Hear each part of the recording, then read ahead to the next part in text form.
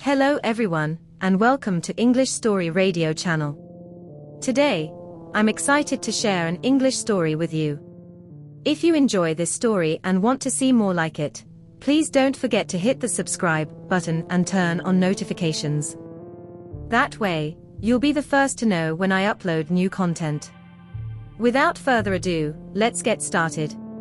Eliza had been hacking for years. She was fascinated by computers and programming from a young age, and had quickly become one of the most skilled hackers in the world.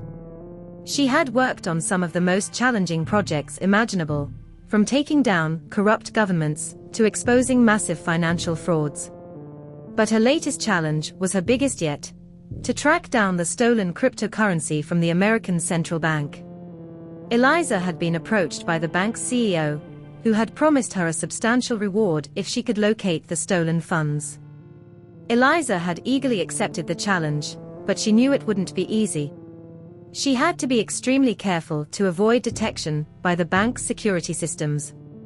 Eliza spent countless hours working on the task, poring over lines of code and hacking into different networks and systems, trying to find any clue that could lead her to the stolen cryptocurrency.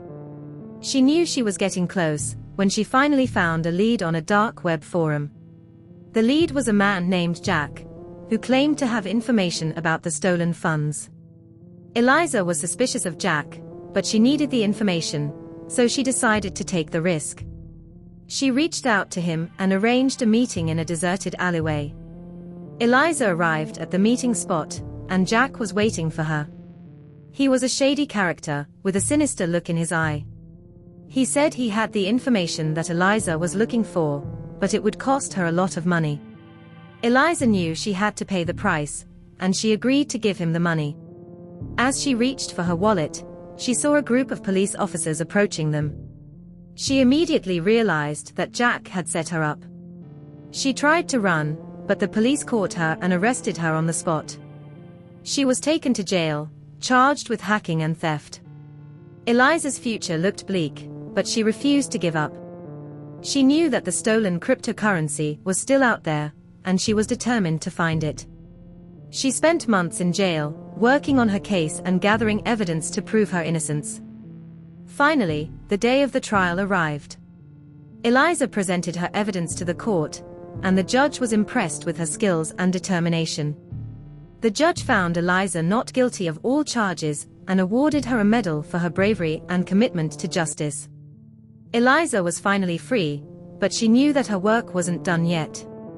She had to find the stolen cryptocurrency and return it to the American central bank.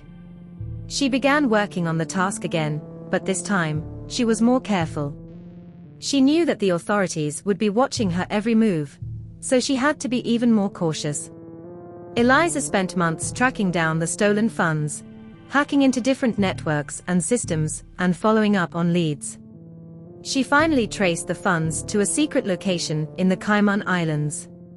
The funds had been hidden in a bank account under a fake name, but Eliza was able to crack the code and recover the money. Eliza had done it. She had found the stolen cryptocurrency and returned it to the American central bank. She had proven that she was one of the best hackers in the world, and she had accomplished what many had thought was impossible. Eliza was hailed as a hero. She had become an inspiration to people all over the world, and her name was synonymous with courage and determination. She used the reward money to start her own cybersecurity firm, where she trained other young hackers and worked to make the world a safer place.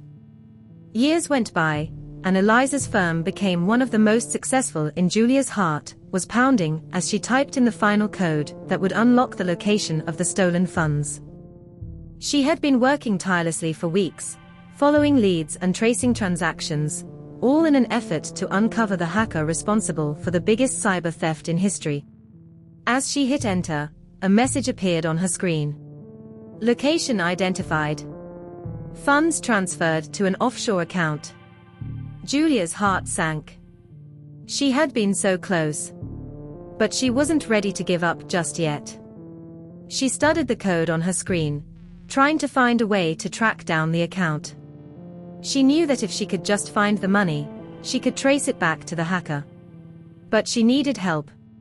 She picked up the phone and dialed a number she never thought she would call, her ex-boyfriend, Mark. Mark was a computer genius, but he had left the hacking world behind after a close call with the law. He had always been Julia's partner in crime, but after their breakup, they had gone their separate ways. Julia hoped that he would be willing to help her now. "Hey, Mark," she said when he picked up the phone. "Long time no talk." "Julia." "What's up?" he asked. "I need your help. There's been a huge cyber theft, and I think I know who did it, but I need to find the money. Can you help me track down an offshore account?" Mark hesitated for a moment before answering. "I don't know, Julia. I left that world behind, remember?" "I know, but please. I'm so close to catching this guy.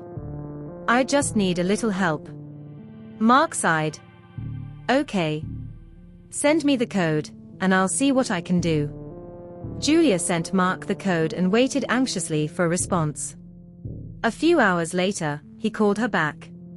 "I found it," he said. "The account is in the Cayman Islands." "But Julia, you're not going to like what I found." "What?" Julia asked, her heart racing. "The account belongs to a US senator." Julia's jaw dropped. "What? That can't be right." "I double-checked the code. It's definitely him." Julia didn't know what to do. She had never been involved in anything like this before. But she knew that the money had to be returned to its rightful owners. She decided to take a risk and confront the senator. She booked a flight to Washington, D.C., and arranged a meeting with his staff. She presented the evidence and demanded that the money be returned. The senator was caught off guard, but after some negotiation, he agreed to return the funds. The stolen money was returned to the American people, and the hacker responsible was apprehended. Julia received a hero's welcome when she returned to her office. She had done the impossible and brought a powerful man to justice. She also had a newfound respect for the power of justice, and the responsibility that came with it. She knew that she would never forget this experience, and that it would shape the rest of her life.